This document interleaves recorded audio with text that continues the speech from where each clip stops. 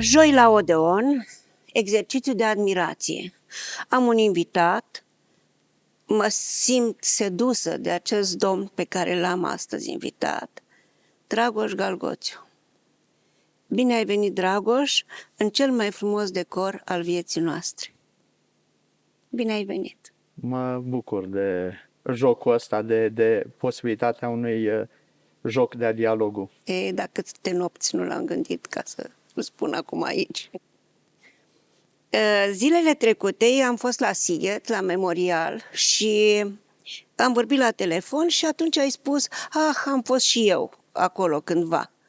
Și mi-ai trimis o fotografie unde ești cu Marin Sorescu și cu un domn tânăr și de mult erai foarte tânăr și tu și mi-ai trimis și o explicație.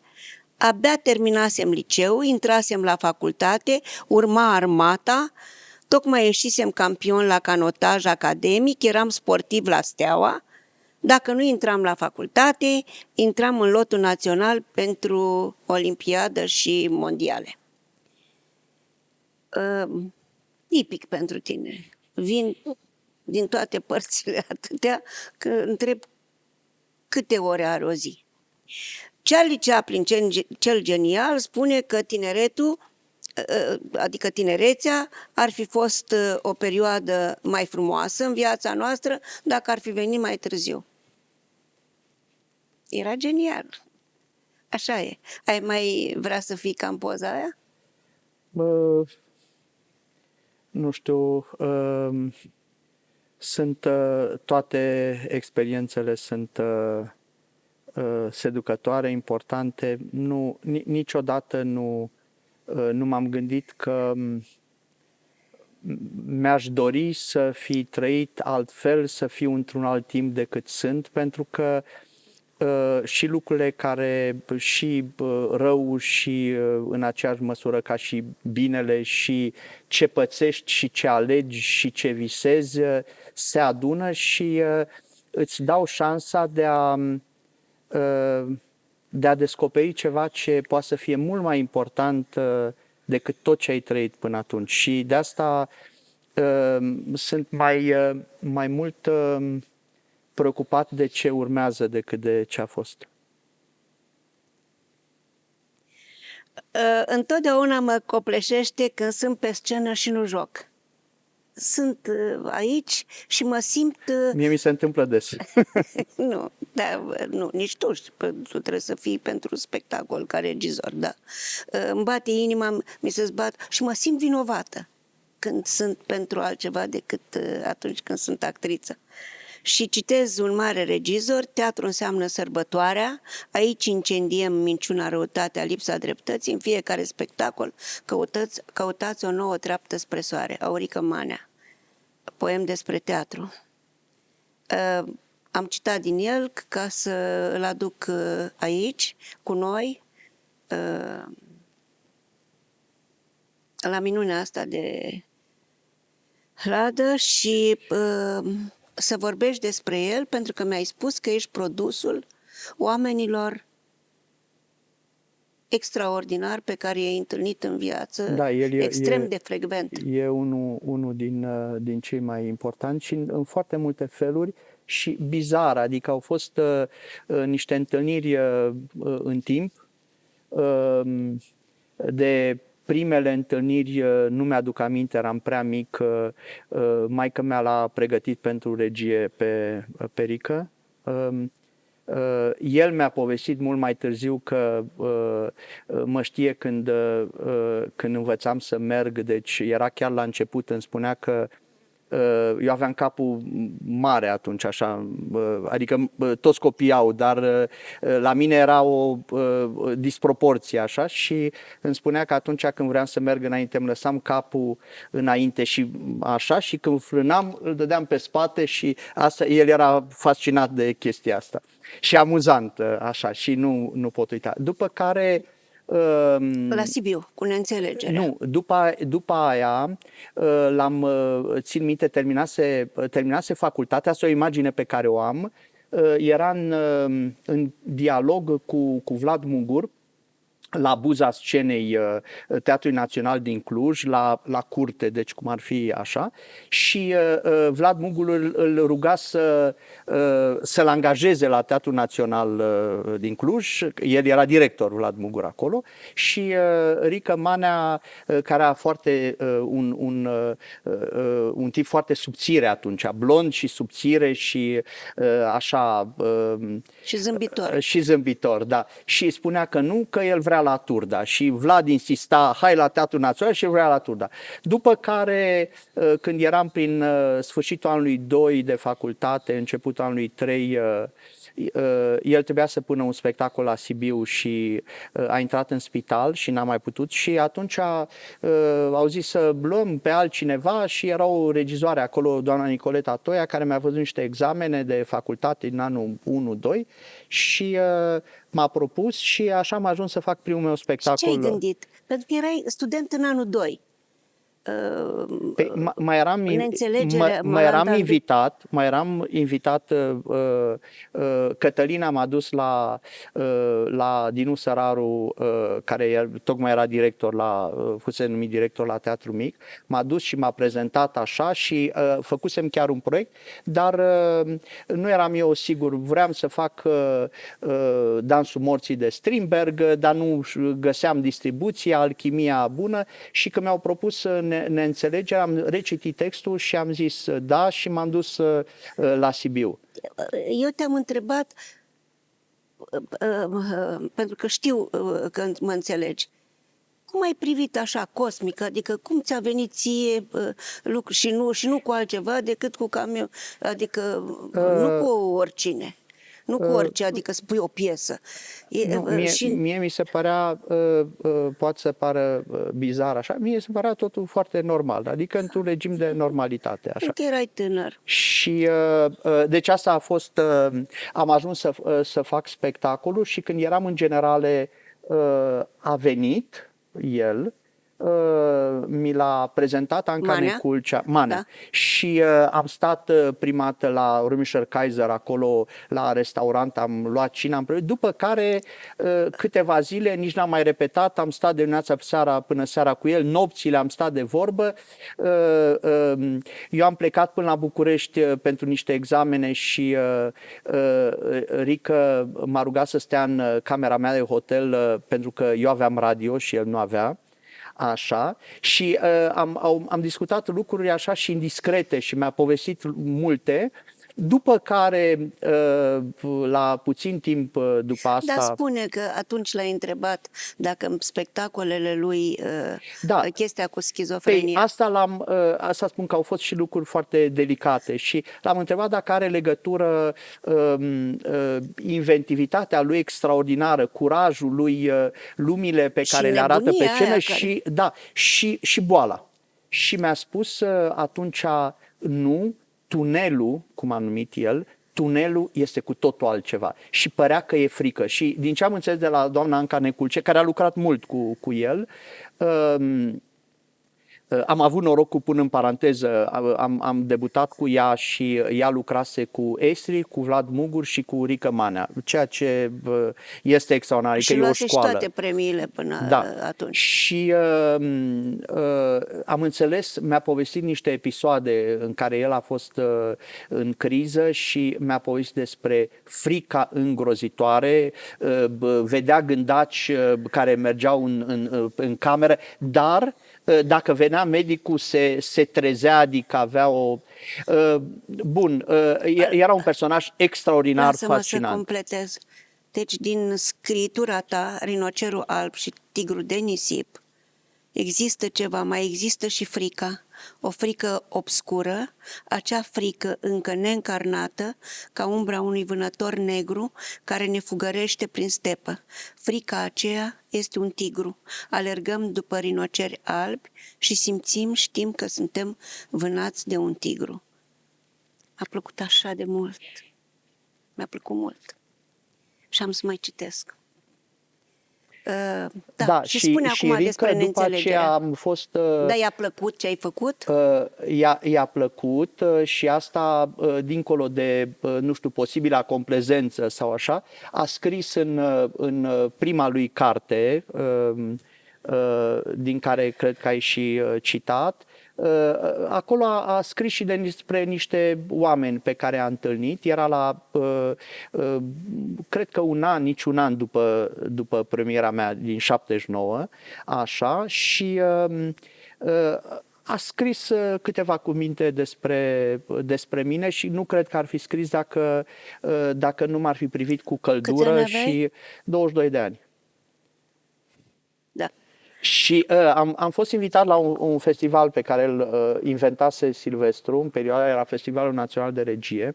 Se ținea la Bârlad, da, și fusesem cu un an înainte ca spectator și am văzut unul din spectacole cele mai grozave din viața mea. Dar era un festival foarte bun pentru că regizorii se întâlneau, se palpau. Nu numai regizorii, toată lumea teatrului erau, nu știu, adică 100-150 de oameni care stăteau, rămâneau toată perioada festivalului și se discuta. Asta era extraordinar. Și văzusem un spectacol al lui Horog Tarelchinu cu un an înainte care m-a vrăjit și era așa o emoție că sunt și eu acolo și Silvestru avea o schemă, după spectacol, dimineața următoare, invita un regizor care punea întrebări regizorului spectacolului cu seara înainte și neștiind toate legăturile între mine și așa toată povestea cu Manea, l-a chemat pe Manea și l-am întrebat cu o seară înainte cum facem și el mi-a zis ca în Cei Trei Mușchetari, stăm spate în spate și duelăm cu toată lumea. Și așa a fost și atunci s-a întâmplat ceva magic, cei care îl iubeau pe Manea m-au iubit și pe mine, cei care nu îl iubeau pe Manea și chiar mai rău decât asta, nu m-au iubit nici pe mine și la fel, ranchiuna s-a păstrat 10 de ani în mod absurd, dar mă rog, asta e comunitatea. Da, de o moștenire de la el și... Da, pentru mine e important și mă onorează. Cred că te onorează.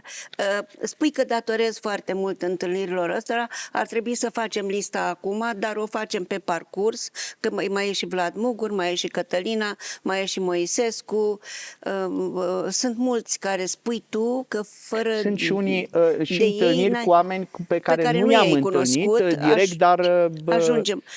Da. Mai e și Apostu, care e foarte legat de tine, Nikita și așa mai departe. Ce m-a impresionat pe mine a fost că spuneai că totuși ai crescut, deci nu numai oamenii, Clujul avea o viață culturală foarte importantă, efervescență mare și la expoziția lui Ivan Mestrovici, în ce an era asta? Cred că era eu am plecat din Cluj în 72, cred că era prin 71, așa ceva. Îți dai seama? Cred. La expoziția a fost foarte amuzant când am purtat primul dialog cu Andrei Bot, cu care urmea să lucrez așa la intervale de timp de 40 și de ani. Mi-a spus că și el a venit de la Târgu Mureș ca să vadă expoziția lui Mestrovici care era la Cluj și care a fost o expoziție extraordinară și din tot ce a făcut era un Moise care și acum mă bântuie. Cum era? Era un Rodbos foarte aplatizat și cu o expresivitate de mască japoneză, cum rar vezi, dar nu era într-o zonă expresionistă, era de o expresivitate extraordinară și nu descriptivă, era o sculptură a spiritului personajului, folosind elemente realiste, dar era mult dincolo de asta. O văd și vreau să spun că mi-a influențat multe lucruri, că la vârsta aia te lași furat de maestri. Da, uite că aveai de cine. spui că la radio, da, la sala radio se făceau multe Da, asta a fost extraordinar. discuții. Erau proiecții de film aduse de la Biblioteca franceză, din ce țin minte. Era un domn care se ocupa cu asta și era film, dar niște documentare, cât un lungmetraj, Picasso, Rouault, Kandinsky, Bauhaus. Și cu dezbateri. Și dezbateri, discuții despre afișul e artă sau nu e artă, ce e afiș, originalul sau e și copia. Și de aici discuții care pot să fie extinse și în tot ce înseamnă artele contemporane, vizuale, ar fi interesante. Deci o școală, o universitate. Da, era extraordinar. O universitate. În acea vreme, tu fotografiai câte 10 role de film pe zi, făceai naveta București-Cluj, erai fascinat de artele plastice, de la 11 ani ai cioplit piatra în atelierele de sculptori, da? Și la Apostol am început, la el Apostol. m-a învățat să cioplesc în piatră și am avut o experiență paralelă. El m-a învățat, m-a întrebat ce vrei, piatră sau lemn? Și am zis piatră și primele lucrări le-am făcut în vacanța de iarnă de când aveam 11 ani, în clasa 5-a. Te-a lăsat acolo și Nu. ți-a spus sau te-a învățat să faci? M-a învățat, dar m-a învățat niște lucruri, dar m-a lăsat să am eu proiectul. Adică mi-a zis, alege o piatră, desenează pe ea. Prima a fost un bazorelief înalt, în marmură, o am și acum, și al doilea un cap de fată în calcar, îl am și acum. Și după aceea am făcut, pentru că eu balansam între Cluj și București, la Cluj am lucrat cu elevii lui Ladea, care tocmai murise, unde am învățat lut. Ladea era un maestru a umbrei în lut, mă rog, în bronz. Ce înseamnă un maestru al umbrei? În sculptura poate să fie privită în multe feluri, dar în funcție de cum organizezi volumele, cum le tai, ea poate să devină grafică, să vezi umbre. De exemplu, toată partea asta, cavitatea oculară, ea poate să fie amplificată, poți în bazorelief desenezi cu umbră, nivelele nu exprimă realist, nu știu, să zicem că e un profil de cal. Nu faci volumul pieptului și volumul capului, te interesează să se deseneze liniile alea și atunci faci niște deformări. Da, în așa fel încât volumele alea să-ți deseneze. Și el făcea lucrul ăsta extraordinar. Și am lucrat în lutul lui, în atelierul lui, el nu mai era. Unul din elevii lui apropiați mi-a fost dascăl timp de vreo 3-4 ani și am cioplit pentru el prin clasa a 7-a 8-a lucrări care au fost puse în parc din astea de 2 tone, 3 Cine tone. te-a trimis acolo? El a făcut o selecție, a făcut el un proiect care era interesant, un atelier unde și n-am fost doar eu, dar eu eram poate și cel mai pătimaș și aveam deja experiență de 2-3 ani de cioplit în piatră. Și am mai avut încă un noroc, pentru că lucram și piatră și lut totuși, prin taică-mea care lucra la un dat la o fabrică, fusese dat afară din armată și era inginer mecanic, și acolo avea angajat pe sculerul lui Jalea Șalu Baraschi, care lucra cu cioplitorul lui Jalea și Baraschi, un domn Wagner, un profesionist desăvârșit. Deci ai învățat meseria. Și m-a învățat tehnici pe care mulți nu le mai sau nu erau interesați pentru că ține și de zona realistă și eu vreau să învăț tehnici, de exemplu, de lucru în unghetă care dau vibrație pielii, pentru că, mă rog, într-o sculptură cum făcea Apostol nu avea nevoie de asta. El după aceea în lemn a început să facă lucruri mai... Dar în epoca aia nu. Și m-a învățat o grămadă de lucruri, iar eu absorbeam și prima dată când am început să fac sportul de mare performanță, l-am făcut pentru ca să am forță să lucrez. Eram ambidestrus, puteam schimba mâinile, dar ciopleam. Am făcut o măgura, de exemplu, pentru sculptorul din Cluj, în 73, mi se pare, tabăra de sculptură de la Măgura Ciolan, Mănăstirea Ciolanu. Și de când mă trezeam, ciopleam până întuneca și era extraordinar. Și când mă duceam în chilie, citeam Dostoevski, locuind la mănăstire, și a fost o lună jumate, așa, tabăra de o lună, eu am mai rămas și foarte mult timp m-am dus la mănăstire, că eram legat de asta. Dar povestea cu sculptura a fost una din experiențele mele esențiale și una din marile trădări, poate cea mai mare. Da, și mereu în toate scriturile spui că te simți trădător pentru sculptură, da? Da. Că sportul mai puteai să-l continui. Nu, și sculptura și sportul, eu am o, mă rog, Dar spune am o iluzie. ce fel de sport făceai? Da, sport de performanță ca notaj academic. Dar povestea este... boxul? Am făcut și box și am făcut și rugby. Printre sporturile astea de, cum știu eu, când eram mare, ca așa... Astea în care te bați cu oamenii? Nu, în care... Dar ce, îi mângâi? Nu. Nu, e o chestie de... Eu consider boxul o experiență existențialistă camusiană. E o înfruntare, te duci în fața unui alt bărbat care e pregătit să te înfrunte, tu îl înfrunți, există riscuri, nu-l urăști, poți să fii lovit, dai în el, nu ca să-i faci rău, ci, nu știu, îți asumi niște riscuri. Dacă citești Hemingway și citești Fiesta, o să vezi același lucru și la Toreador.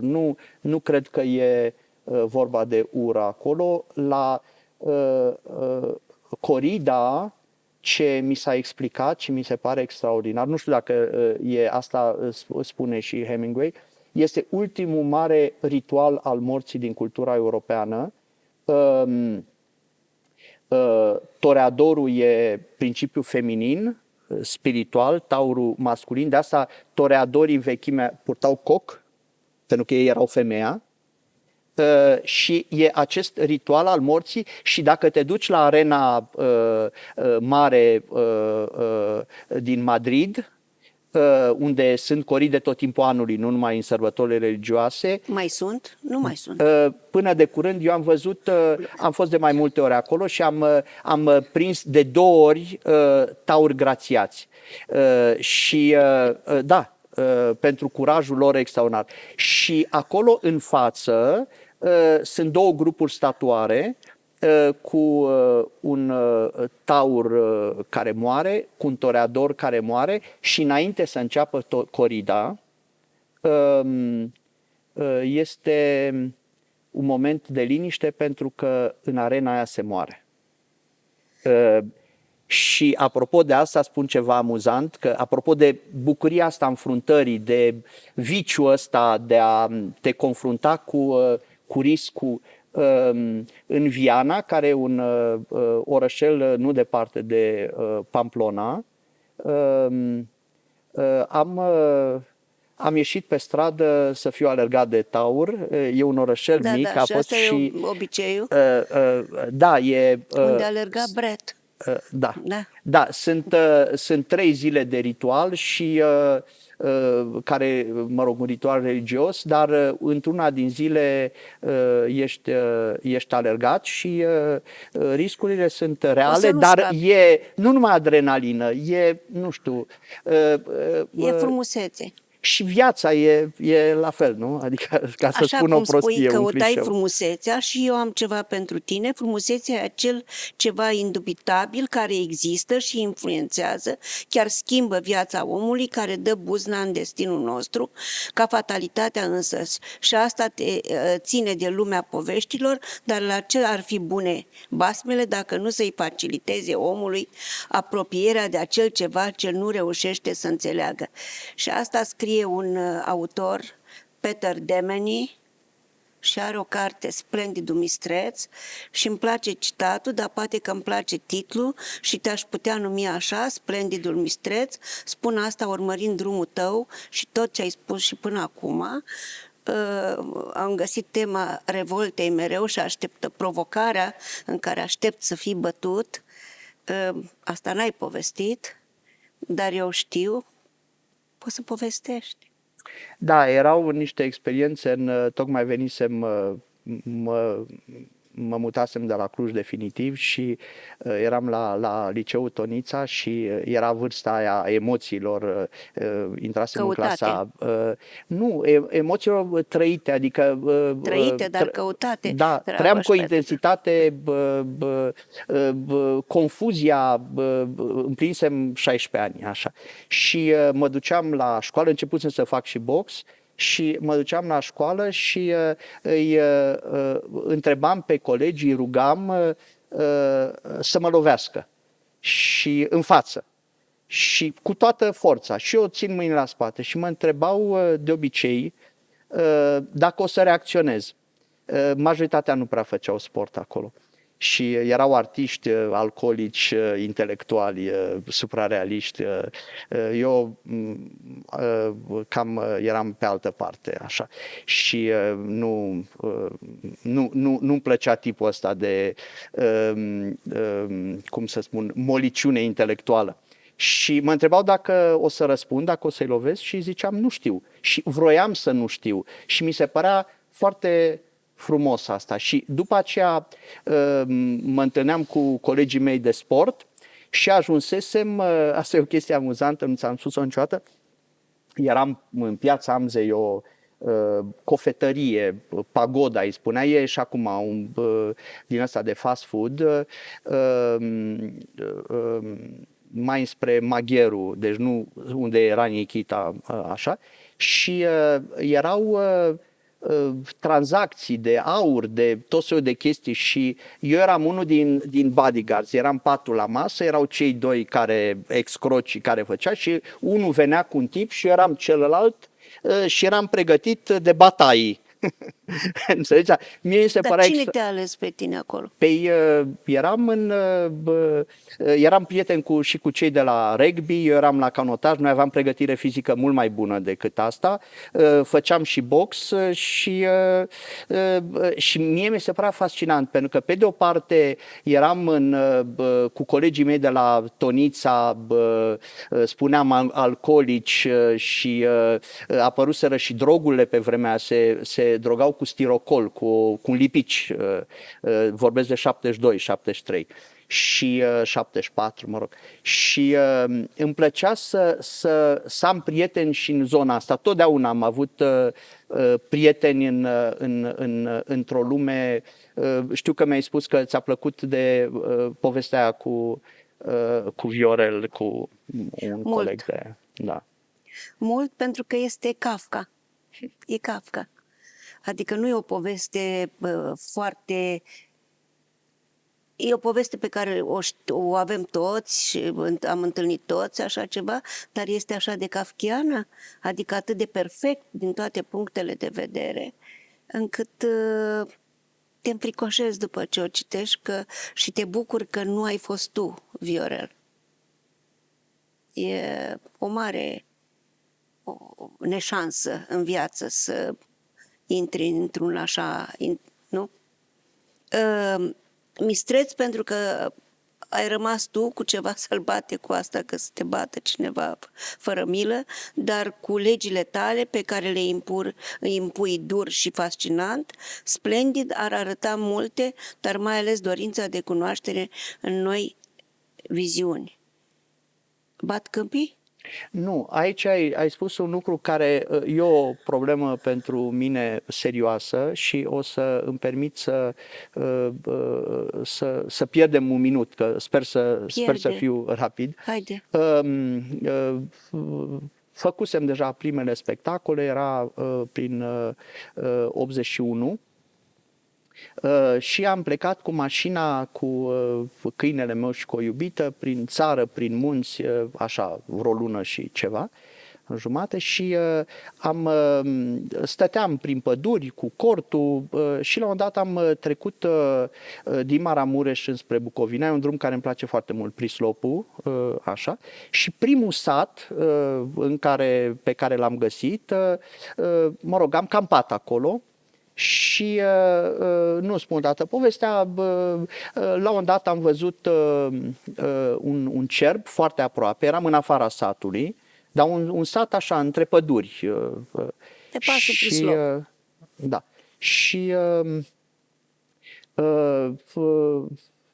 după aia am văzut lupii, cerbul avea jumătate din piciorul din spate mâncat și foarte naiv, eu fiind crescut la oraș, în asfalt, cu o bâtă am vrut să alung lupii, mă rog.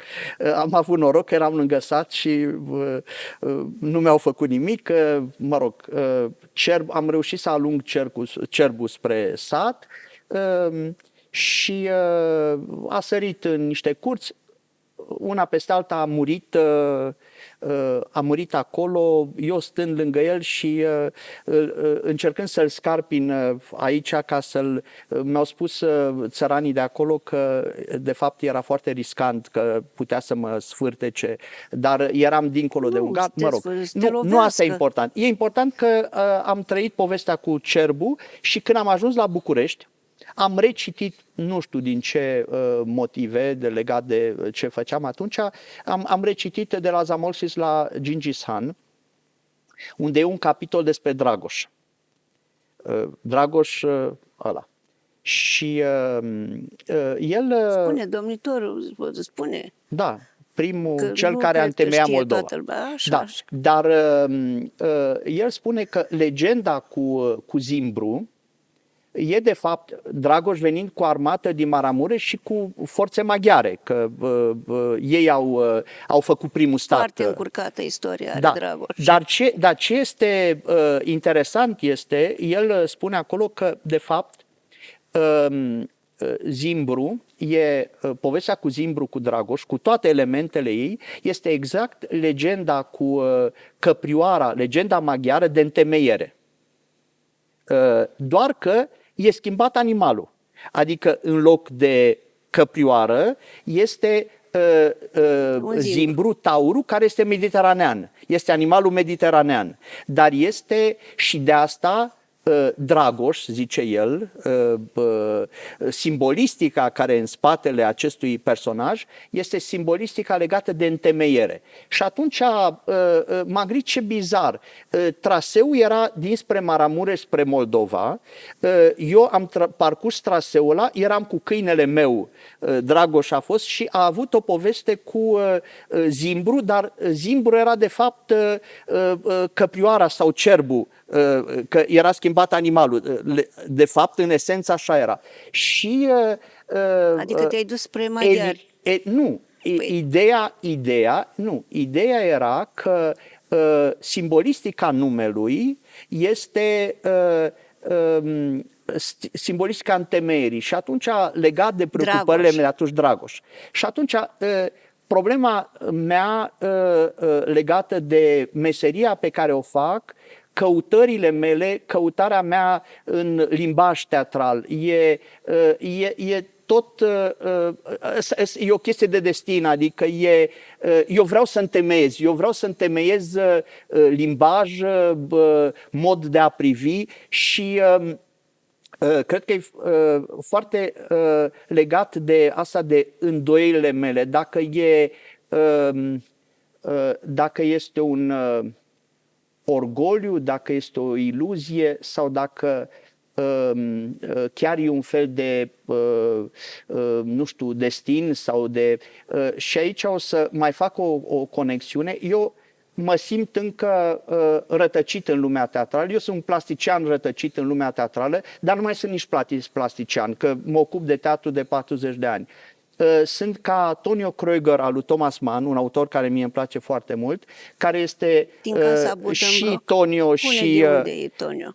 Nu, e și o nuvelă, Tonio Kreuger. Kreuger, Da. dar e din Casa Buddenbrook. Da, și Tonio este jumătate italian, jumătate neamț, nu e nici neamț, nu e nici italian, e altfel decât ceilalți, a fi altfel nu înseamnă o calitate, dar îi dă o conștiință a faptului că e altfel și atunci el își urmează destinul de a fi altfel, adică e o fantasmă, e o iluzie, dar care devine destin prin conștientizarea ei. Și din punctul ăsta de vedere, eu încerc tot timpul să redescoper teatru pentru că nu-l știu și pentru că sunt emigrant în lumea asta. Eu sunt plasticianul. Și un lucru mai vreau să-ți spun legat de asta, sau m-am întins prea mult? Te-ai întins dacă e interesant. Da, deci tu îți traduci lucrurile, existențialul, ți-l traduci ție ca să te poți ține de poveste, ca să mergi mai departe. Sau cum? Nu ești de acord. Nu știu. Hai să nu răspund la asta. Tu spui că să nu răspund. Mie îmi place să nu știu, îmi place să redescoper, îmi place să reinvent teatru, deși asta presupune și fragilitate, adică frica e prezentă, instabilitatea îmi place, instabilitatea seamănă cu ce-ți povesteam înainte, cu bătaia, cu confruntarea cu animalul din față pe care nu-l urăsc, care din contra mă seduce și... Spui că nu, după 40 de ani nu știi teatru sau nu-l cunoști încă și faci spectacole năucitoare, cum a fost epopeea lui Gilgamesh, Baalul de la Teatru Mic cu Brecht. Eu îl iubesc pe Brecht foarte mult, foarte mult. Și eu, dar mult. Textul ăla Am jucat e fabulos. două lucruri și e un univers pe care îl găsești și te găsești înăuntru lui, nu știu cum. Chiar dacă e rău ca Baal, așa. Memoriile lui Casanova, Kafka, 5 vise, portretul Dorian Gray. Mă bucur că toate au fost făcute aici la noi la teatru și nu în altă parte. Mai sunt și altele de care mă simt foarte legat. Neînțelegerea primul de care am vorbit, Copilul Kennedy, care a fost o experiență teribilă pentru asta. Eu vorbesc despre astea acum. Exact despre cerbul care l-ai găsit. Astea sunt. Le-am ales pentru că mi se par reprezentative pentru regizorul ăsta atât de înfricoșat, de necunoscut. Și că vrei să-l cunoști. Sedus. Bă, adevărul este, acum divaghez în altă parte, există un păcat sau o chestie, mă îndrăgostesc tare de experiențe, de oameni, de de challenge-uri. Există o patimă care poate să lucreze și împotriva mea, pentru că este atât de intensă încât are și ceva destructiv și se potrivește foarte bine cu povestea cu Revolta, cu care e... Dar iată ce spui. Îmi place să miros, să pipăi viața. Pentru mine teatru nu e o obsesie, ci un instrument cognitiv. Am mare nevoie de teatru, dar lucrez rar. Da. Teatru trebuie să se hrănească din experiențe personale. După ce pun un spectacol, însă, vreau să merg prin pădure cu câinele meu, să mă plimb, să mă uit la copaci, să stau cu mintea goală, să scap de gânduri și să uit. Să uit de teatru, spui. Da. Aici te-am citat. Da, să uit. Da. În orice caz, Viața la trebuie tine și uitată ca să o...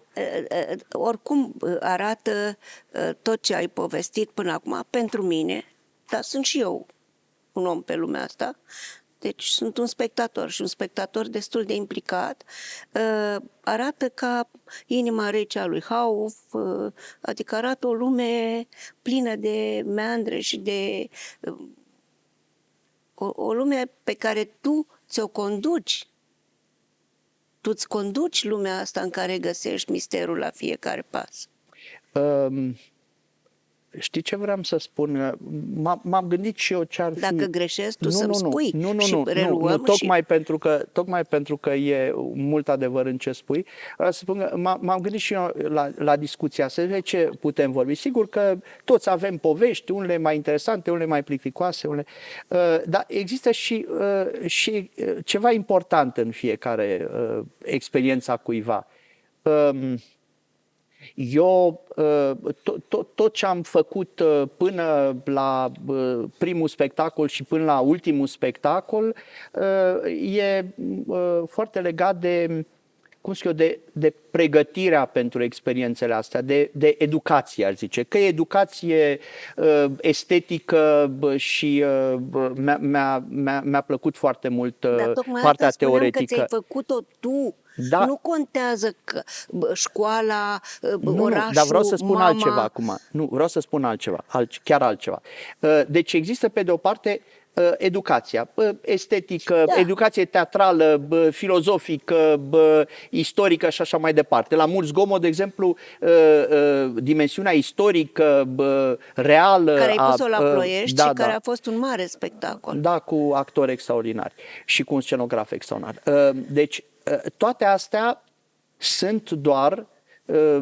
Chiar mi-am notat formula, mi-a plăcut focul de artilerie și atacul aerian asupra inamicului, ca după aceea să aibă loc marea invazie terestră a iraționalului. De fapt, ce este important într-o experiență teatrală e dincolo de toate elemente care eu vreau să existe, pentru că creează, cum știu, ocazia, te poate duce mai departe. Dar ce contează este experiența irațională. Și experiența irațională înseamnă intuiție, înseamnă vise, înseamnă coșmare, înseamnă tot ceea ce până la urmă, gândirea rațională, filozofică, fizica și așa mai departe, nu poate să atingă. Adică, din punctul ăsta de vedere, teatru este o experiență cognitivă, poate fi o experiență cognitivă majoră, pentru că frivolitatea jocului, jocul în sine, îi oferă o lejeritate și posibilitatea de a atinge ceea ce, acolo unde există reguli și unde trebuie să respecti reguli, în știință, în filozofie, în religie, nu ai voie, sunt garduri pe care n-ai voie să le sari.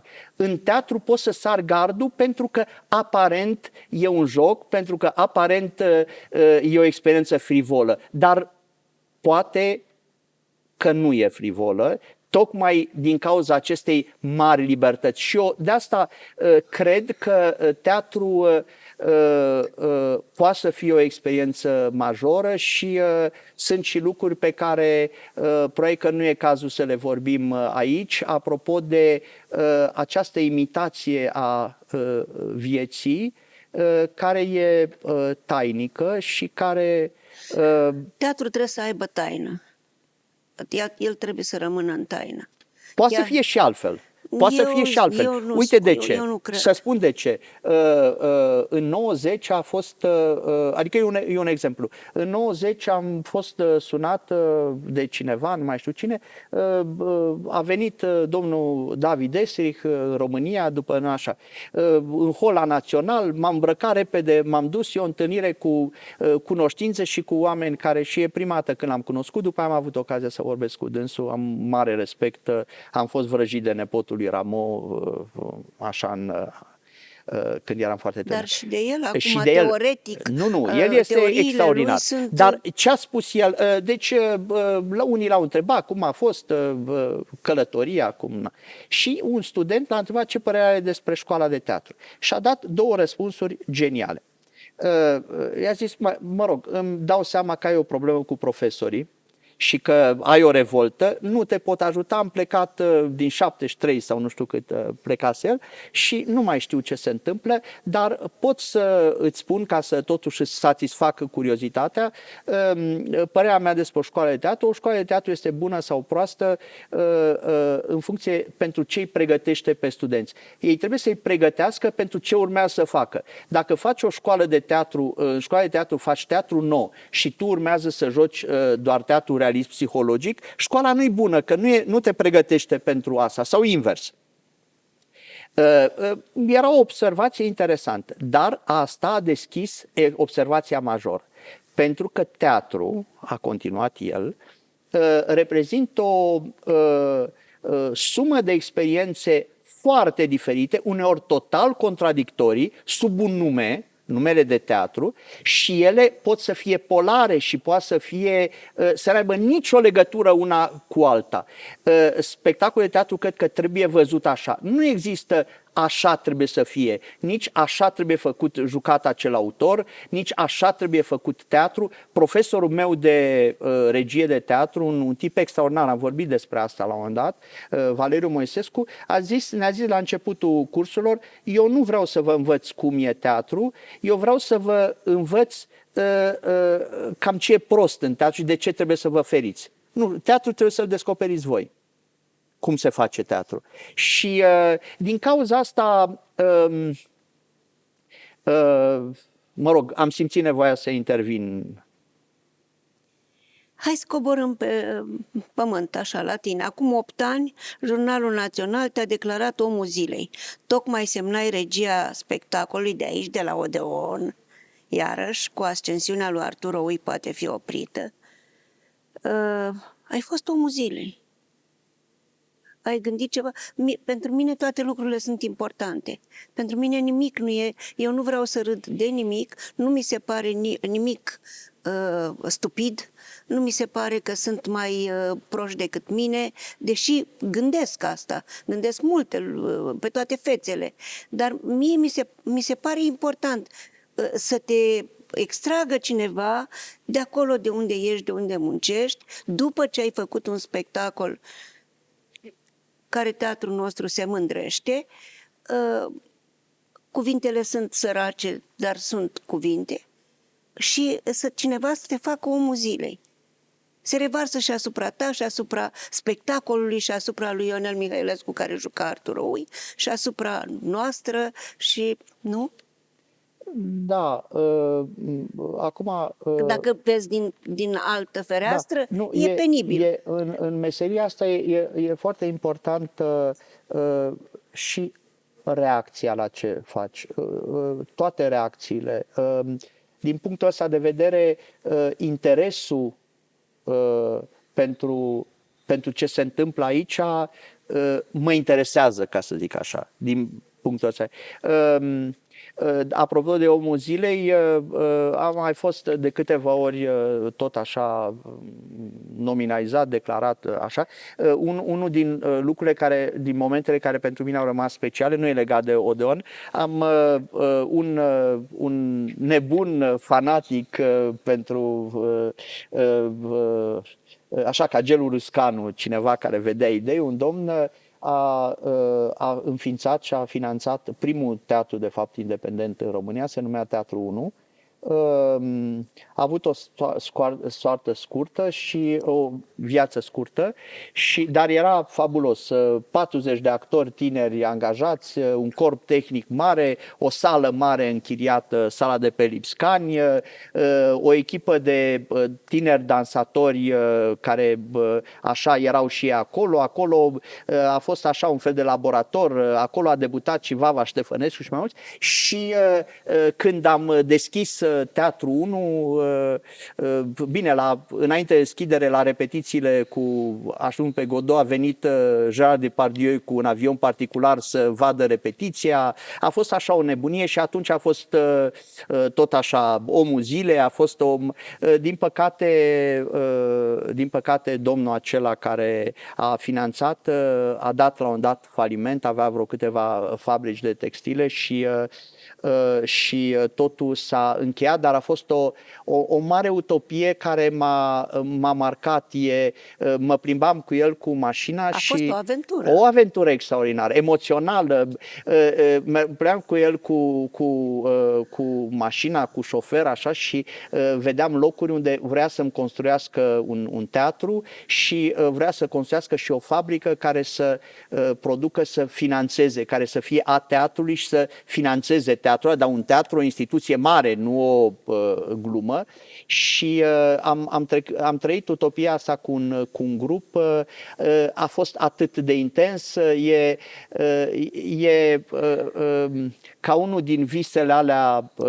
Visam la un moment dat, dar nu știam dacă visez sau nu, că am o motocicletă în garajul lui taică-meu și nu vreau să deschid garajul pentru că eu nu știam dacă am visat sau dacă chiar există motocicleta acolo. Așa e și cu Teatru 1. Ai pus Viața e visa lui Calderon, te-ai ocupat de lumină, de neliniște, obsesiile tale, neputința de a ne întoarce la paradisul pierdut. Da, e una, Revolta și Paradisul pierdut, și mi se par tristețea temele. provocată de incapacitatea noastră de a ne întoarce, de a respira mai aproape de taină. Spui că marile texte sunt de fapt visele omenirii, echivalente cu miturile fără de care facem degeaba umbră pământului. Asta e a mea, degeaba umbră pământului, dar fără de care nu existăm. Publicul, oamenii trebuie să ajungă la experiența spirituală mare, importantă. Mobilul, internetul, Wikipedia au înlocuit căutarea, neliniștea, taina, acel miez obscur care trebuie căutat. E jumătate dintr-un citat din tine și l-am mai completat. Dar nu că e un plagiat, dar cum să spun, pentru mine Jung a fost unul din marii dascăli, adică toată teoria lui despre visele mari ale omenirii, despre arhetipuri, m-au marcat, tot așa cum au mai fost câțiva autori care au calibrat altfel toată înțelegerea și tot demersul meu existențial. Oricum îți place să visezi și există visul. Nu prea țin minte visele. Uite, ai scris un vis scurt. Știu că dorm, mă trezesc, știu că este un vis, știu că dorm și că m-am trezit doar în vis. Visând, m-am ridicat din pat și m-am așezat pe marginea patului. Stau așa nemișcat un timp. Știu că visez. După o vreme, în timp ce stau pe marginea patului, casc gura mult, în gura mea este întuneric și intru cu totul în mine. Știu că e imposibil. E doar un vis. Pentru mine, pe gustul meu. Îți place să visezi, atracția lunii, necunoscut. Spectacolul tău cu secretul doctorului Honigberger de Mircea Eliade e un spectacol preferat mie, pentru că mie mi s-a părut perfect. Perfect pentru spectatorul care sunt eu, pentru cât pot pricepe eu, pentru cât intru eu în taină. Poate că e un spectacol care m-a năvălit așa. N-a mai fost întreagă după aceea, multă vreme. Și culmea, toți actorii care jucau, majoritatea sunt actorii tăi, nu l-am recunoscut pe Marian Ghenea. Știam că joacă, m-am întâlnit cu fetița lui atunci înainte, știam că joacă și când a apărut a trebuit să treacă 10 minute ca să știu cine este actorul care mă fascina.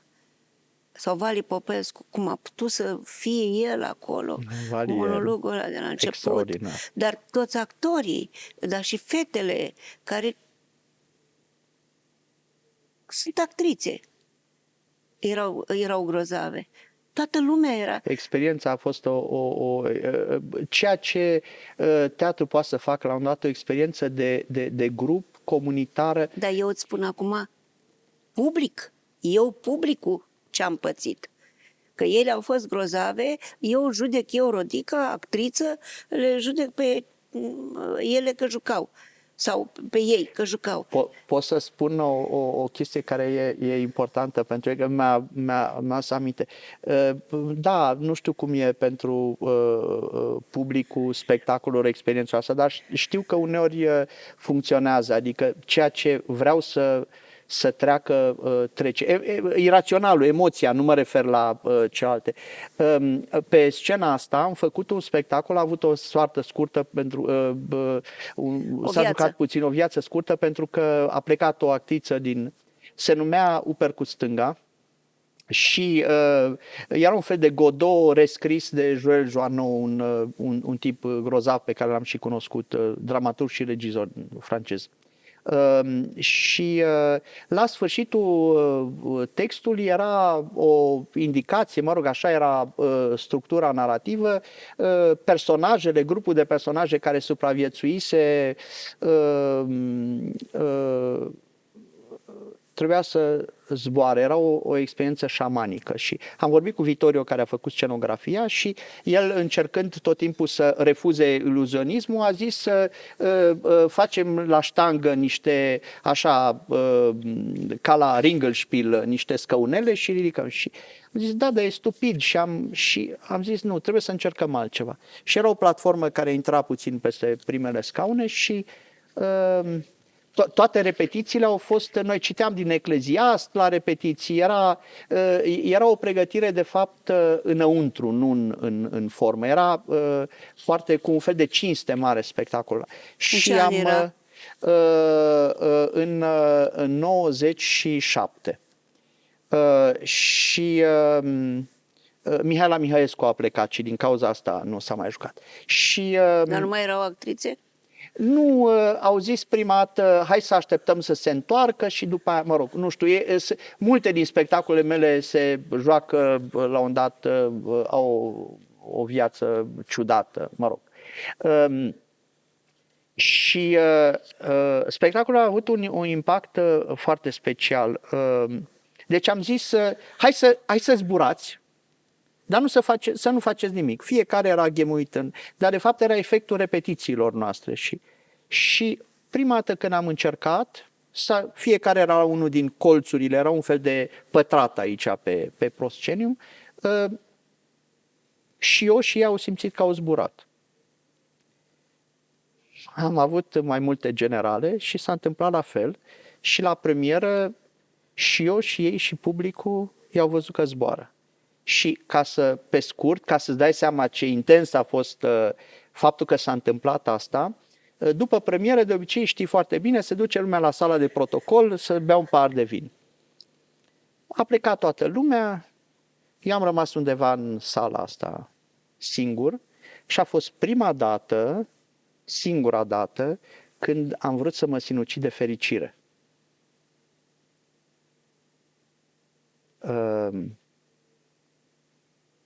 A fost extraordinar. E posibil asta în teatru.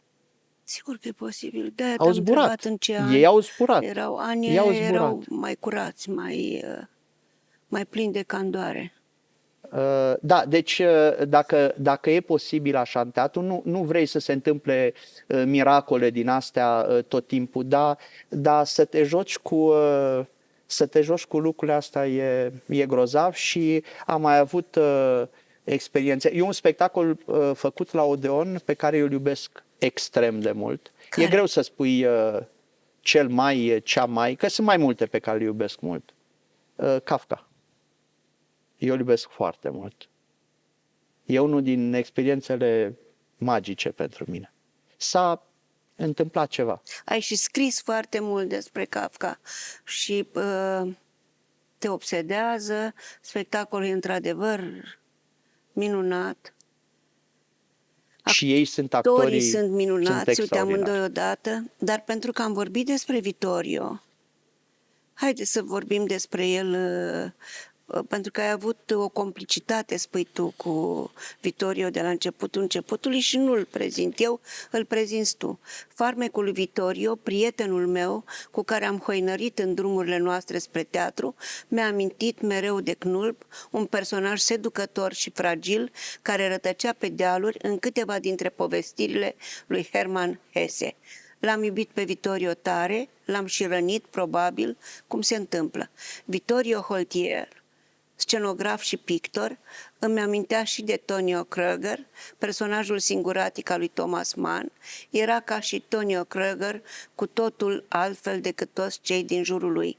Ultima dată când am vorbit cu el, cu câteva zile înainte să se stingă, avea nevoie din când în când de masca de oxigen, dar vocea lui avea aceeași căldură, același entuziasm adolescentin și molipsitor ca întotdeauna. Mi-a spus că stă în pat și că are un carnet în care a desenat pe fiecare pagină o pasăre Phoenix. Nu am văzut niciodată carnetul, aștept uneori să văd păsările acelea desenate de frunze când bate vântul.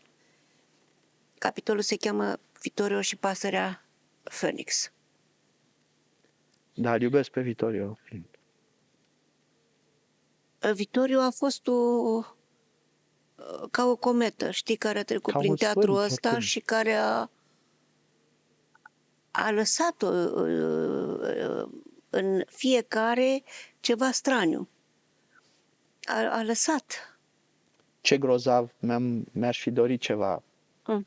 Ce grozav ar fi fost dacă cândva sala de jos, sala studio ar fi sala Vittorio Holtier, chiar dacă n-a lucrat niciodată acolo.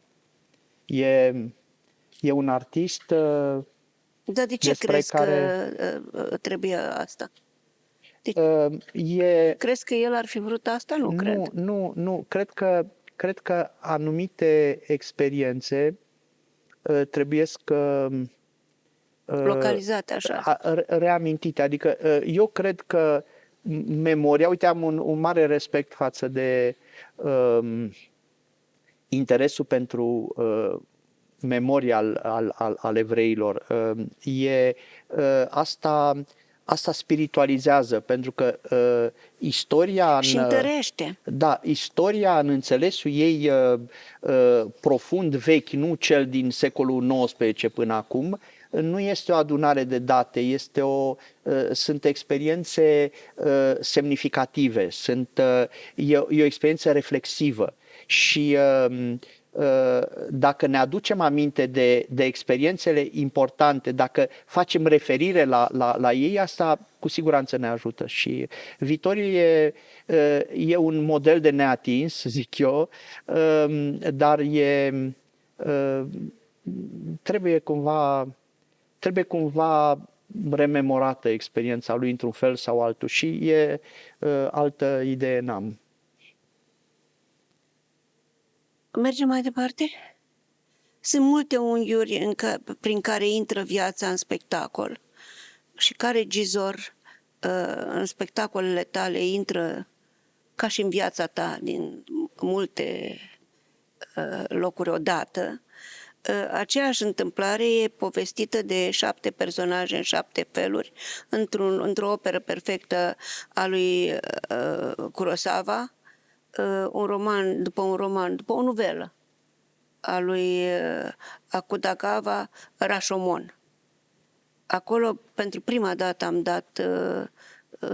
mi s-a dat întâlnire cu așa ceva și spectacolele tale au astfel de perspective, mai multe odată.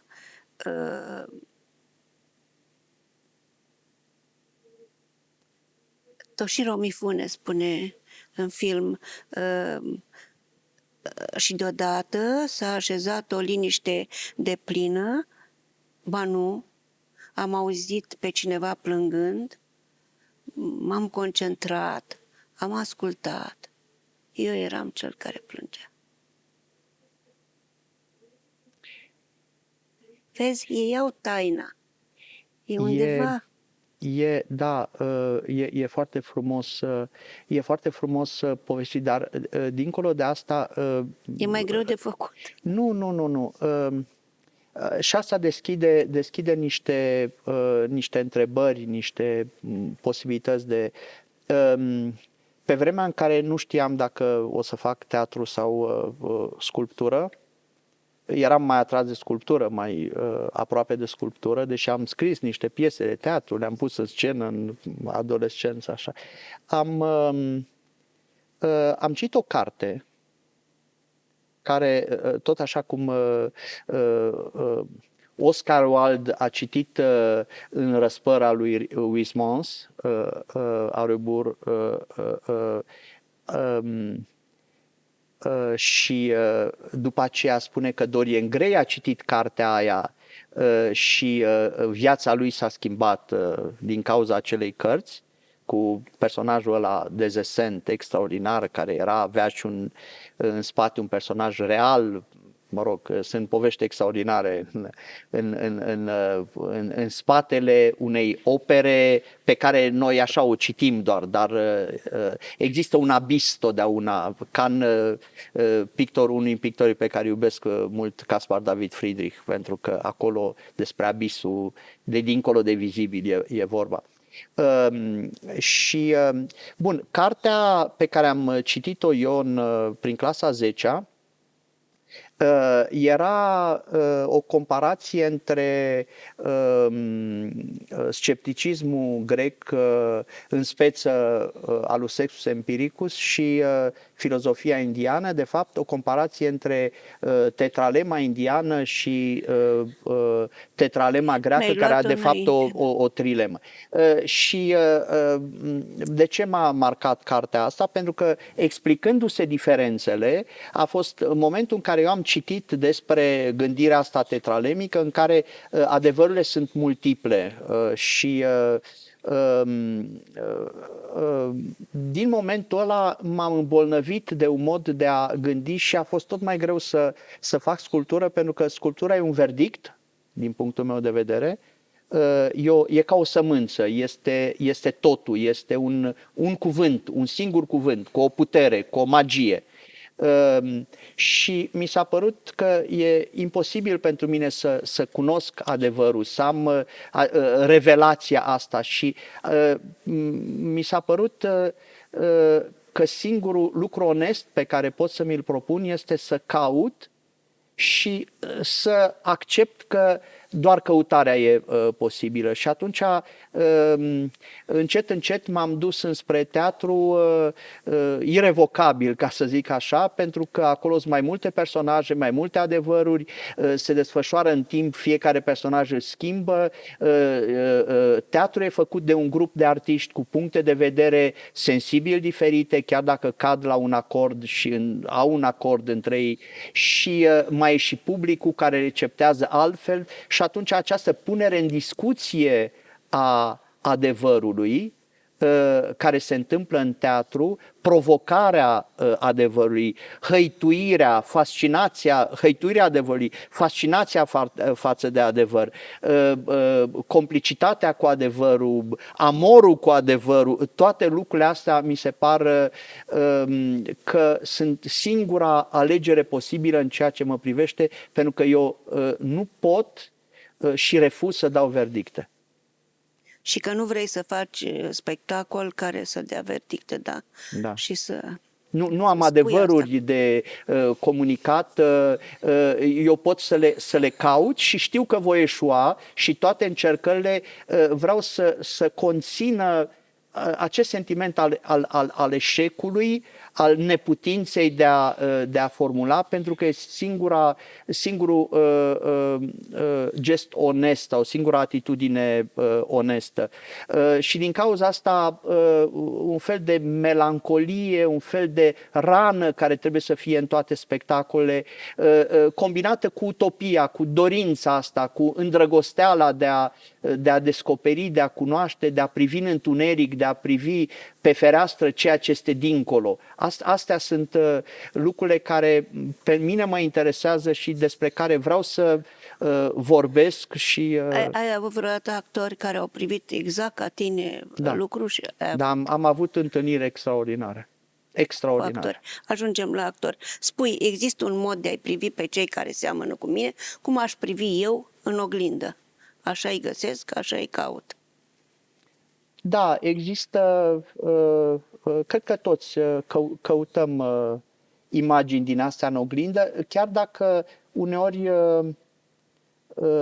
ei par cu totul altfel, dar în ei vedem ce nu știm despre noi. Asta e extraordinar. Când ne îndrăgostim de altul, ne îndrăgostim de ceea ce nu știm că e în noi. Că e în noi. Nu pentru că știm că seamănă. Descoperim. Hai să le spunem celor care ne ascultă cum ai ajuns la Tetralem sau cum ai ajuns la căutările astea sau cum ai ajuns la Gilgamesh sau cum ai ajuns la toate lucrurile astea la care nu ajunge oricine. Ai fost olimpic la matematică.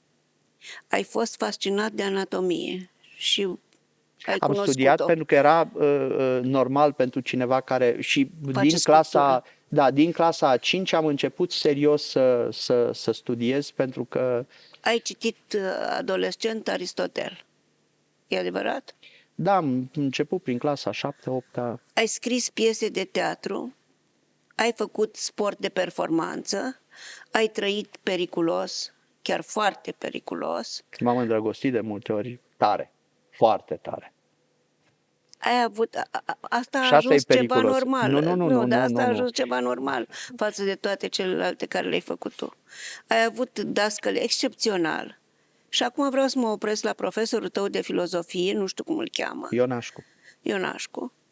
La estetică n-ați studiat istoria partidului? Nu, era chiar de filozofie, era cursul de... Noi am avut și estetică, dar ăsta a fost într-un alt și cu un alt profesor. Nu, noi trebuia să facem istoria filozofiei, dar el s-a făcut că nu știe, era de fapt trebuia să facem istoria partidului, mă rog. Și, dar v-a spus la sfârșit. Ne-a spus la sfârșit asta trebuie. Deci, dar pentru asta aveți tot timpul, toată viața înainte. Ca să o învățați. Și am făcut în primul... Spun eu da. că tu ai să... Pe urmă poți să mai spui și tu ceva. În cele 3 trimestre din institut, din școală, ai făcut așa.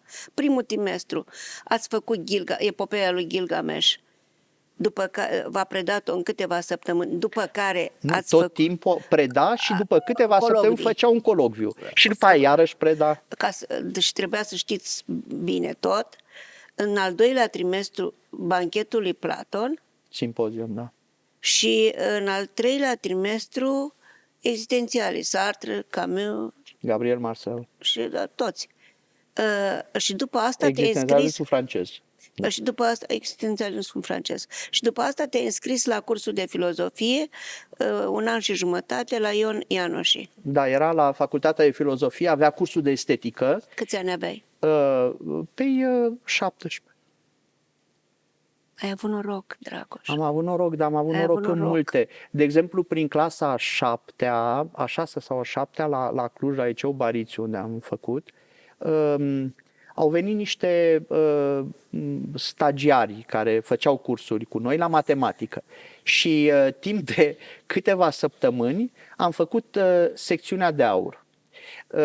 Cu aplicabilitate, deci a fost demonstrată matematică și ni s-a vorbit despre aplicabilitatea în arhitectură, în pictură, în anatomie, mă rog, și după aceea am găsit în bibliotecă la maică-mea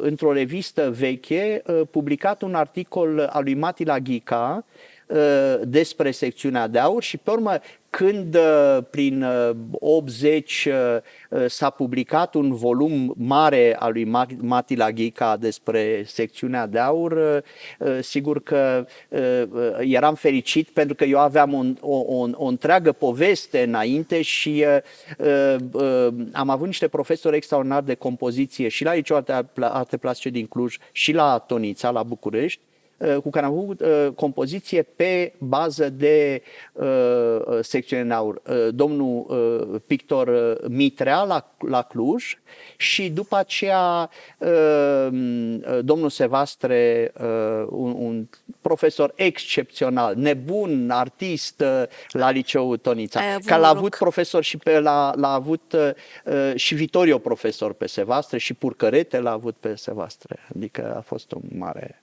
Iaca. Ca orice ființă umană vreau să comunic, spui tu. Și slavă Domnului, unul dintre cei mai importanți oameni din viața ta a fost Nichita Stănescu. Da. Toți l-am cunoscut, toți l-am vizitat, dar tu chiar ai fost... Puțin timp, era cu puțin timp, dar a fost o relație emoțională. Ai un autograf mare. Pe o carte. Uite, asta este. Da, mai pe multe. noduri și semne. Da, povești. Mai avea o poză din copilărie. A lui, da, Așa? o poză din copilărie pe care, cum făcea el, mi-a scris o poezie, dar ce a fost extraordinar este că era o fotografie cu el copil și poezia de Dragoș Galgoții, plăceau jocurile astea lui de așa cuvinte, era semnată Nini și Dora mi-a zis că n-a mai văzut o altă poezie, mă rog, din timpul pe care l-au petrecut ei împreună, semnată Nini. Și mi-a fost... spunea mama lui, spunea așa. Da. Păi asta era grozav. Și mai era o față de masă pe care Nichita ți-a făcut un portret, după care a cumpărat fața de masă de la restaurant. Casa Scriitorului avea aniversarea de un an de căsătorie cu Dora și am fost doar 4 oameni și... Așa, și mai aveai un autograf pe un perete în casa ta cu pereții negri.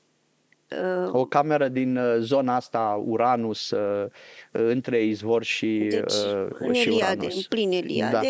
Și pereții erau negri și el a venit și cu o furculiță a scrijelit până la alb și ți-a scris tot peretele.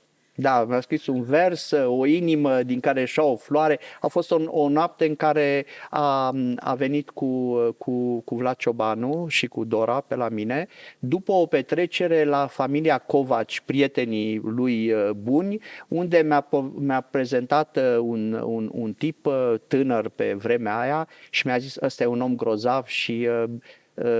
o să fie grozav. O să fie grozav. Și a fost. Și, da, e vorba de Andrei Pleșu. Da. Mi-ai spus că Nichita al tău cânta șansonete franțuzești, că dansa, da, au fost că niște vorbea, nopți extraordinare. Îmi explica el niște lucruri din volumul la respirări, pe care îl publicase de curând și mi-a dat și volumul și eu l-am făcut cadou lui Andrei Bot, prietenul meu, pe care... urât. Nu, când iubesc îmi place să... Da. Așa. Și să împarți cu alții ce iubești. L-am dus pe Andrei acolo și nu pot să uit, ne-a luat în brațe pe amândoi și ne-a zis, suntem sub ocupație. Avea el așa niște... Cum adică îți place să împarți? Adică... Uite, da, sunt niște obiecte pe care dacă le iubesc, nu știu, și lucruri minore, dar care pentru mine sunt... Pentru că eu știu că oricum e o risipieră. Uite, peretele ăla a fost demolat cu casa, fața de masă nu o mai găsesc, nu știu, poate a fost confundată de... nu știu, cu altceva și a dispărut, fotografia cu poezia a dispărut, lucrurile dispar și atunci, nu știu, e frumos să... Mi-ai povestit că ai învățat de la Nichita multe lucruri, printre care despre cuvânt, despre poezie. Norul ca un cal? Nu, despre estetica contemporană, de ce înseamnă atitudinea contemporană în poezie. El spunea că toată arta contemporană, și asta e valabilă în toate artele, și m-a marcat pentru că e legată și de ce fac eu în teatru, se bazează pe arta rupturii, zice el, arta fracturii. Și atunci el a dat exemplu, diferența între comparație și metaforă, vorbind că fractura intensifică experiența poetică și spunea: comparația este norul ca un cal, metafora este norul cal. Dispare ca și totul are o altă. Norul cal e mult mai puternic decât norul ca un cal.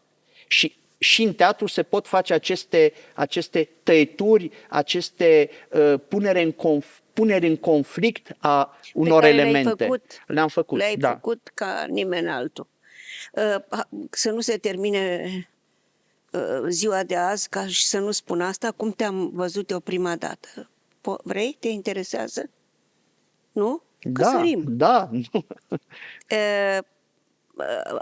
Auzisem vorbindu-se despre tine, că ai pus un spectacol la Teatru Mic, se vorbea foarte mult, erau și lucruri scandaloase, așa cum premierele sunt precedate de asta, dar astea erau mai scandaloase decât de obicei. Te-am și văzut așezat într-un fotoliu așa și cu picioarele peste brațul ăsta.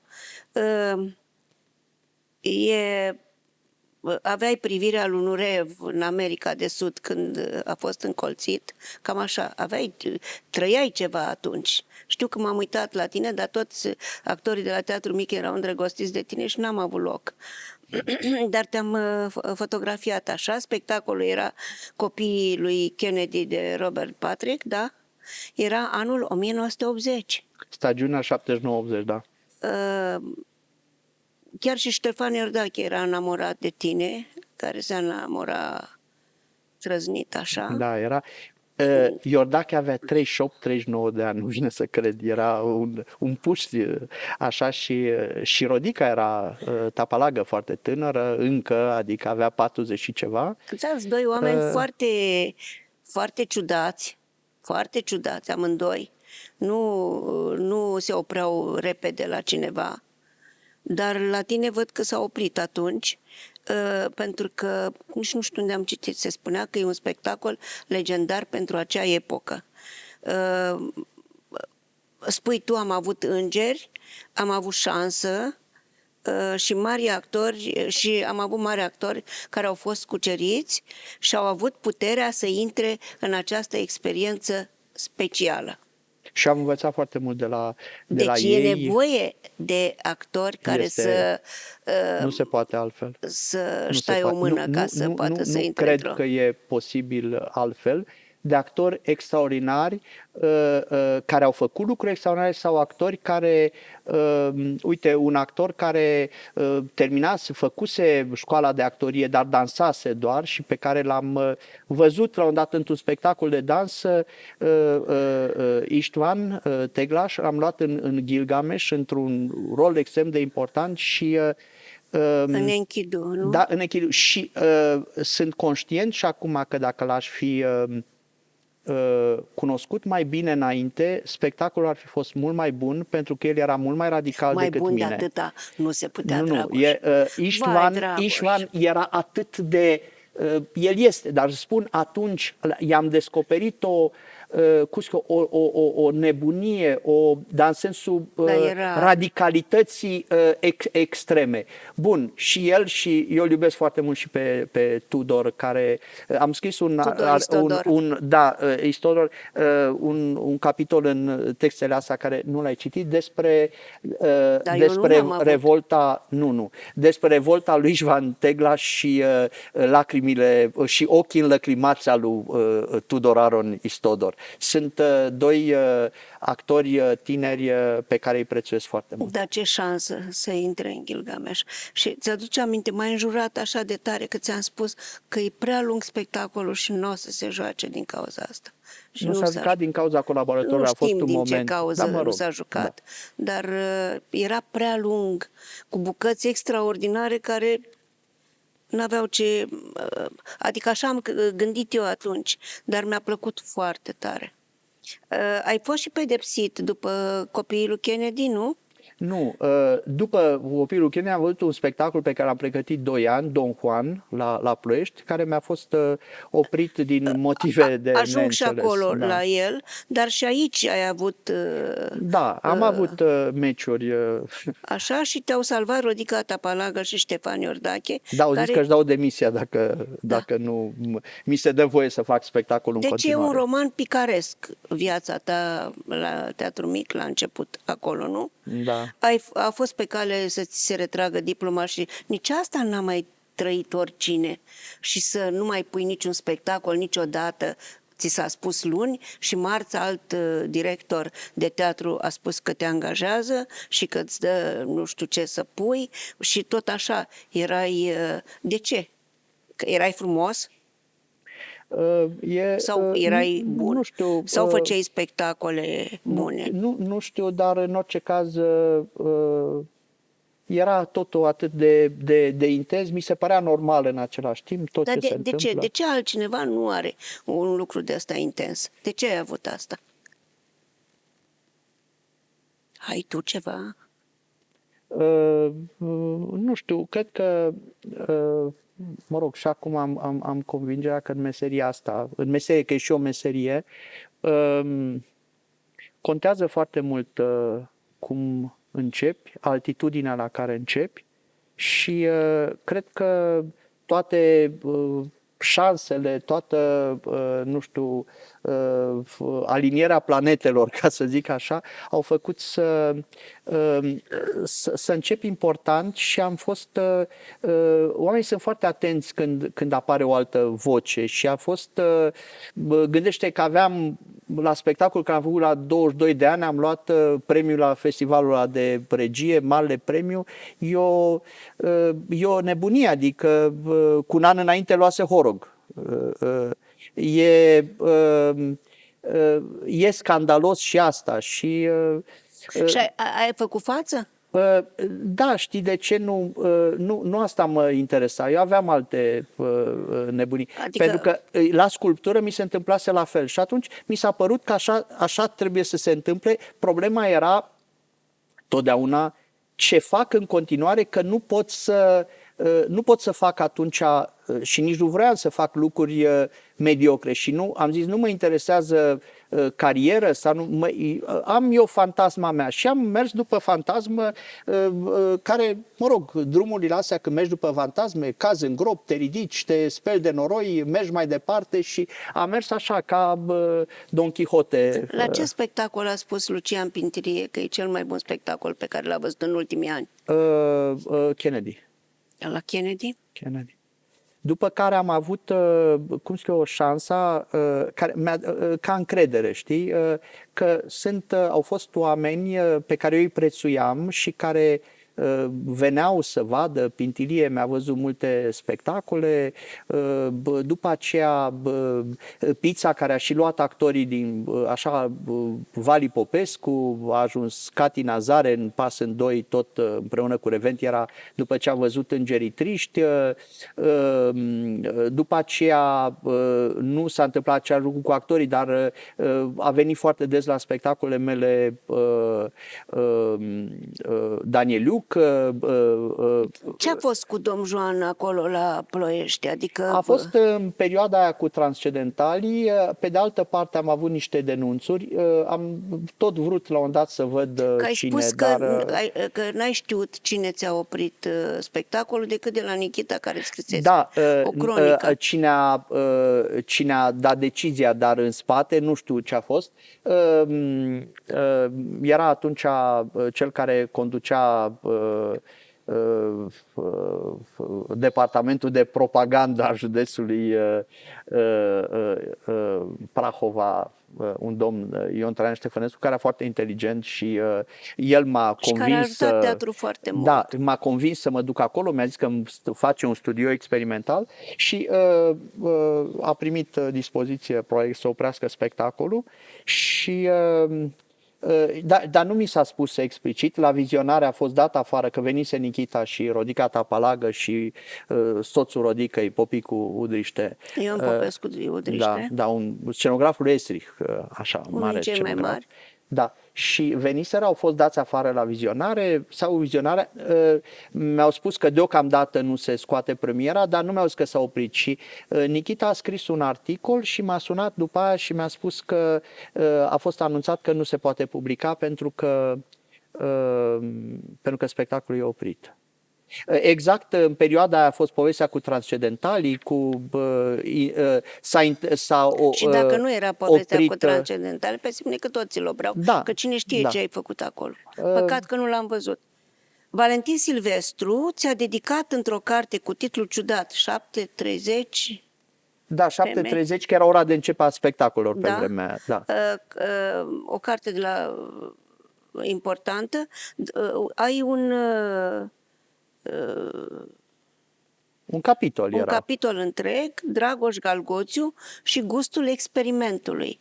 În perioada aia în care experimentul încă nu a apăruse, zic eu, așa cum l-am cunoscut noi după aceea. Da, ți-am spus, eram între două luni, poate și de Era asta. important. Da. Ai fi putut trăi în altă țară? Am plecat la un dat după mineriadă, la Londra și pe urmă la Paris. La Paris chiar aveam niște oferte și am văzut un spectacol care mi-a schimbat viața. Era ultimul spectacol al lui Cantor. Cantor murise cu câteva luni înainte, l-am văzut Tadeus la Cantor, ca să... Da. O jurim on aniversary era și era așa, e un spectacol în care apăreau personaje care au fost în mai multe spectacole de ale lui și m-a marcat extrem de mult. Era făcut cu actorii lui polonez, cum a făcut totdeauna și mi-am luat bilet de tren și m-am întors să lucrez cu actorii mei, cu colegii mei cu care am citit aceleași cărți, am văzut aceleași filme și am trăit în aceleași spații. Și ai spus că el te-a făcut să te întorci în țară, unde știai că nu te așteaptă nimic bine, că fuseseră mineriadele. Și nu numai asta. Și a fost greu și e greu în continuare. Și totuși te-ai întors. Da?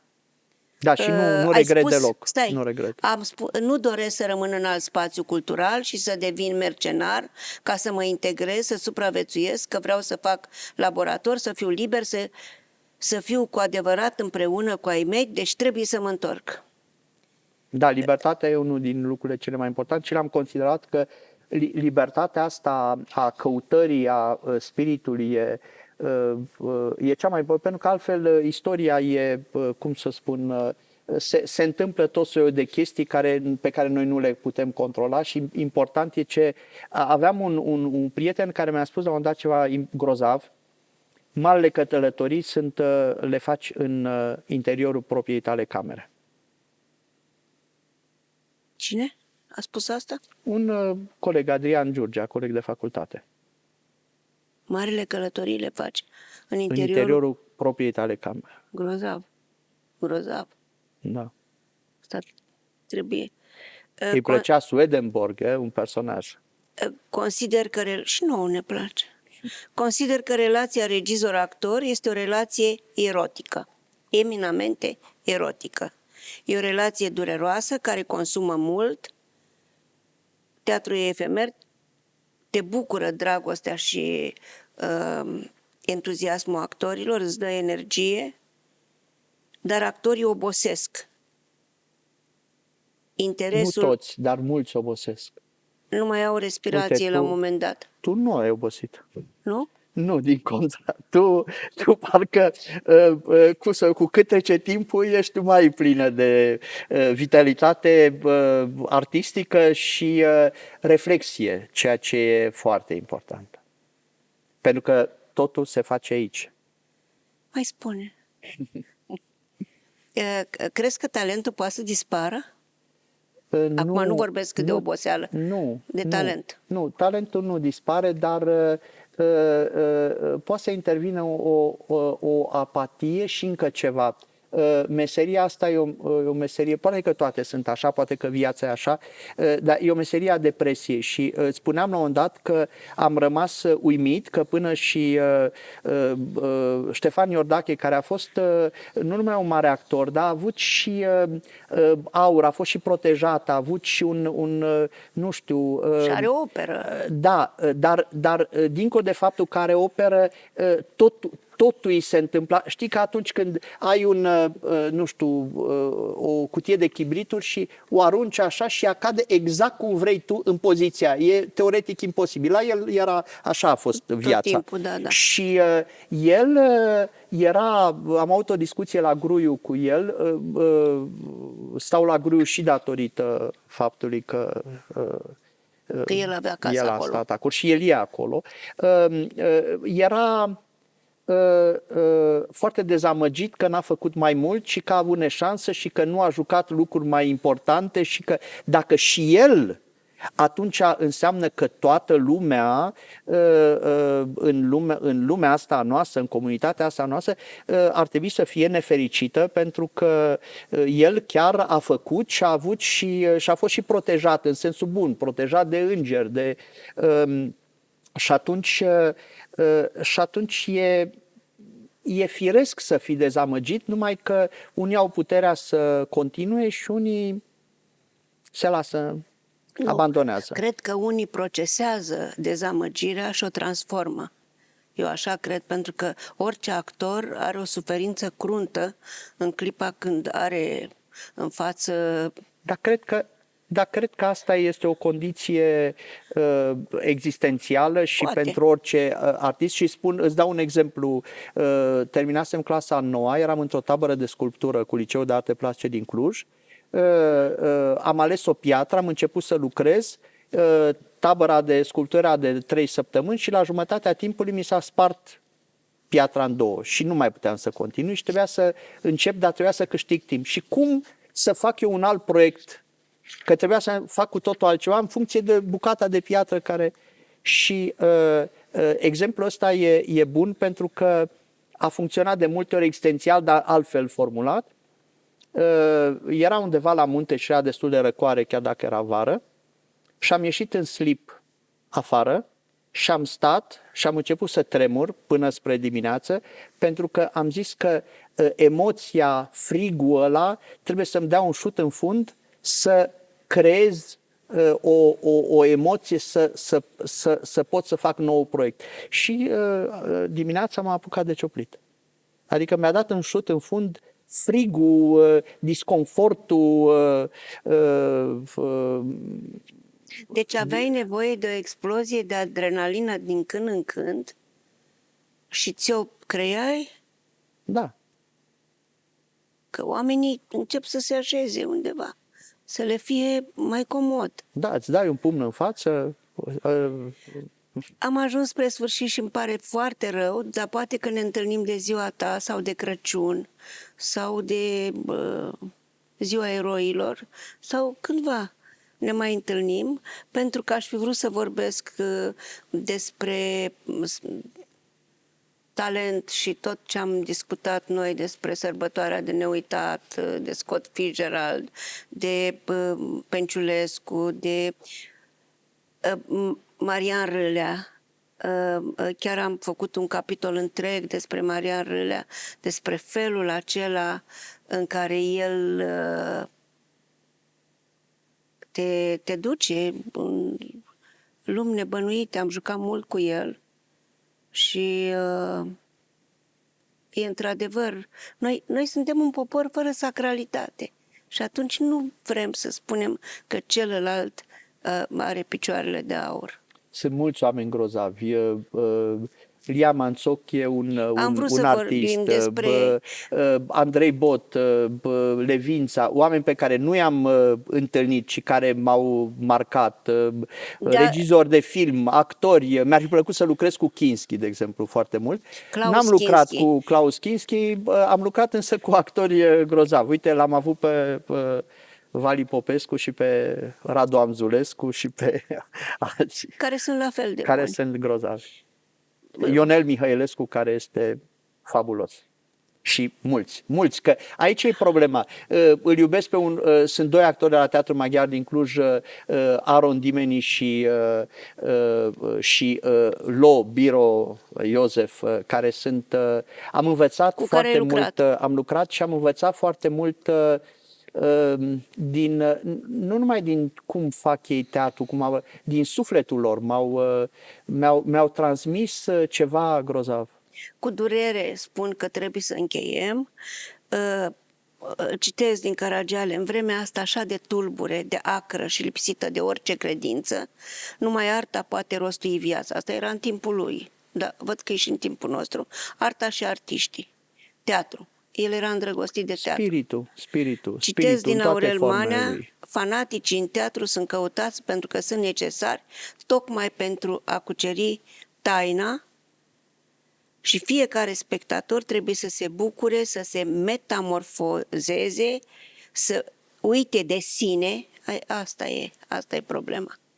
Când publicul uită de sine, trebuie să uite de sine, comunicarea în grup fiind un mister arzând al teatrului. Mai frumos de atâta nu se poate spune. Toate paginile astea care au rămas. Îmi pare tare rău că se termină. Cum se întâmplă cu viața, pentru că